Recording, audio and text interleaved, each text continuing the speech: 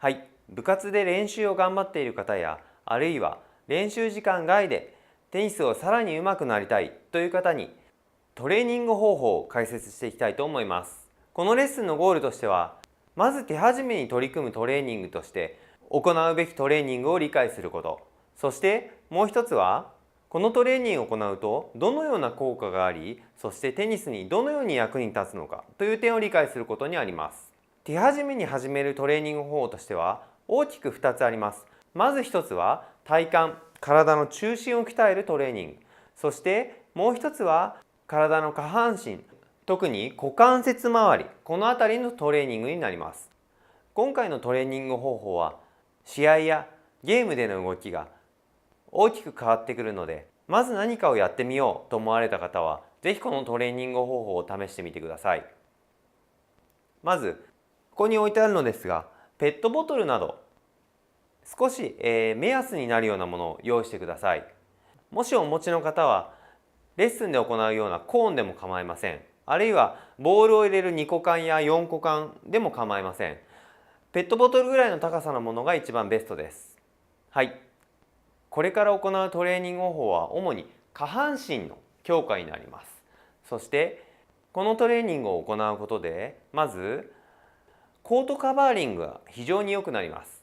ワイドに振られた時や厳しいボールを打たれた時の姿勢の作り方、そしてそのような時の体の使い方、このような点が非常に改善されていきます。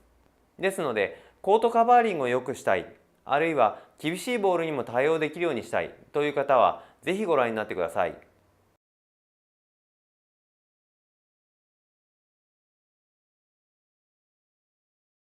はい、まずコーンを自分の肩幅5つ分ぐらいの幅に置きます。そしてご自身の位置はコーンの位置より少し後ろ目に立ちましょう。はい。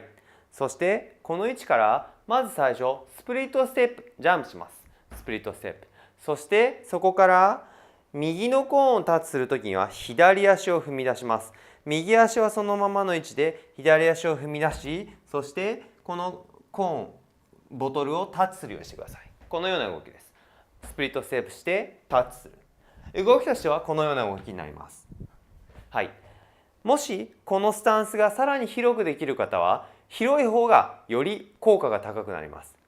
広い方がよりコートカバーリングが良くなるというイメージになります。イメージとしてはワイドに振られた時にスタンスを広くして、そしてそのような姿勢でも打てるようになるというような状況を目指しています。具体的にトレーニングをする時の注意点を解説していきます。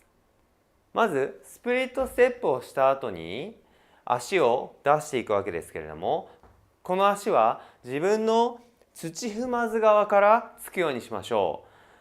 これが足の外側からついてしまうとこうなってしまい捻挫の危険性もあります。内側からつくことでしっかり自分の重心をコントロールすることができます。はい。まず足のつき方を内側からつくようにしましょう。そしてつま先はまっすぐではなくて少し斜めにします。こうすることで足がロックされ重心が外に流れづらくなります。はい。まず土踏まずから足をつき、足は斜めに少し置きましょう。そしてさらにこのつま先より膝が先に出ないようにしてください。こうしてしまうと重心が流れてしまうので、打った後も体が外に流れてしまいます。ですので必ず膝よりつま先が先にあるようにしましょう。はい。そしてできるだけスタンスは広く取れる場所にこのボトルを置き、そして重心を低くしてこのコーンをタッチします。そしてボトルをタッチするときに注意する点は、しっかり重心が立った状態、しっかり軸が立った状態にしましょう。これはストロークのスイングと一緒で、軸が崩れてしまうといいスイングができないので、必ず振られた時も軸は立った状態を作るようにします。このような形です。逆も一緒で、足を踏み出す時は土踏まずから、そして膝が外に流れないようにし、そして軸は倒れないで立ったままタッチする。はい。こういう形ですね。はい。このような形でやってみてください。このトレーニングはクローズタッチ、クローズスタンスでのタッチですので、クローズタッチというふうに名付けたいと思います。はい、このトレーニングを行うときは、タッチして1、タッチして2という具合で20回を1セットとし、20回3セットを1つの目安としましょう。そして次にご紹介するのがオープンスタンスでのタッチ、オープンタッチと含めて交互に行うようにしましょう。以上の方法がクローズスタンスでのスタンスを広く、カバーリングする範囲を広くする方法です。そして次にご紹介するのがオープンスタンス、オープンスタンスでのカバーリングの範囲を広げる方法です。オープンスタンスの場合はコーンとコーン、ボトルとボトルのちょうど間に立ちます。クローズの場合は少し後ろ目に立ちますが、オープンの場合は真横に立ちましょう。そしてボトルの位置も少し近くなります。はい、このような形です。そしてこのような形で先ほどと同じようにスプリットステップします。そしてここからさっきは左足を出して右のコーンにタッチしましたが、今度はオープンスタンスですので右の足を出してこのような形ですね。でタッチします。これもこうですね。はい、このような形です。これはご覧いただければ分かるようにオープンスタンスでワイドに振られた時の姿勢、この姿勢をしっかり作るための練習になります。そしてこの時の注意点を解説していきます。この時の注意点は先ほどのクローズスタンスも共通してくるのですが、まずスタンス、この足を出していく時に必ず足の外側に重心がかかるのではなく、足の内側にかかるようにしてください。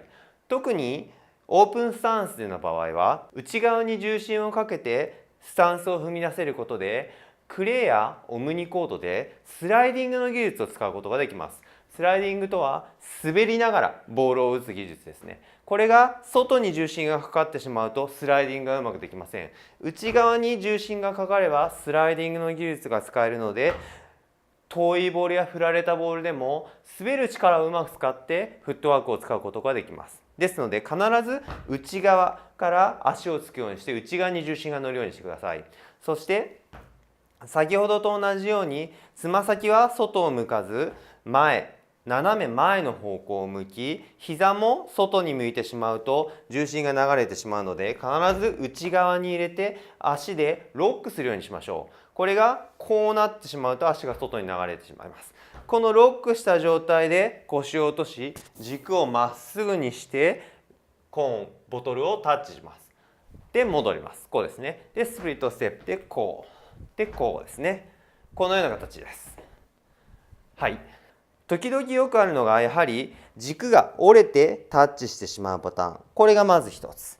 こうなってしまっては何の意味もありません。ですのでしっかり腰を落とし、軸は立った状態で腰を落としてタッチするようにしてみてください。はい。以上のクローズタッチ、クローズステップでのタッチとオープンタッチ、オープンスタンスでのタッチ。これを20回を交互に行い3セットずつ行うようにしましょう。まずクローズタッチを20回1セット、そしてオープンタッチを20回1セットという具合に交互に行い3セットずつ行うようにしてみてください。はい、まず練習時間外や部活の練習以外の時間でもトレーニングをやってみようという方にはまずこれをやってみるのが良いでしょう。このトレーニングはテニスに直結した動き、このオープンスタンスの動きやあるいはコートカバーリングにすぐに直結してくるので、一番最初に取り組むトレーニングとしては一番おすすめになります。これをまずやってさらにもっと増やしたいという方は長距離のトレーニングや持久力のトレーニング、あるいはダッシュのトレーニングなどそのようなトレーニングをやっていくと良いでしょう。まずテニスに直結したトレーニングをしてすぐに効果が現れやすいものをやっていくのが良いと思います。今日の動画はここまでになります。ありがとうございました。